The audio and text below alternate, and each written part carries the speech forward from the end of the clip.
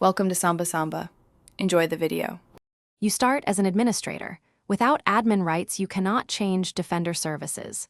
Once signed in, press Windows key, type Settings, open Update and Security, then Windows Security. Click Virus and Threat Protection to reach Defender controls. Make sure to pause any running scans first so state changes apply cleanly. You're initiating the process now. This screen gives you the toggles and links you need to turn off real-time protection and related shields under controlled conditions. You'll toggle off the real-time protection switch first. This stops active scanning immediately, but Windows may auto-re-enable later.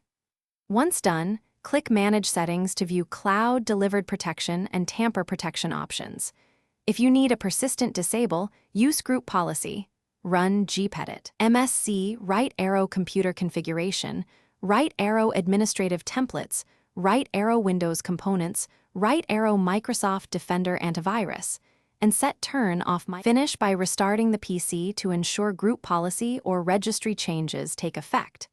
If Defender re-enabled automatically, go back to Windows Security and turn off tamper protection before changing policy. Tamper protection blocks persistent changes. Once complete, verify status in Security Center and consider installing an alternative antivirus if you plan to stay unprotected.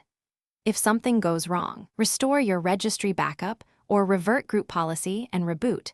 Those steps usually resolve accidental misconfigurations.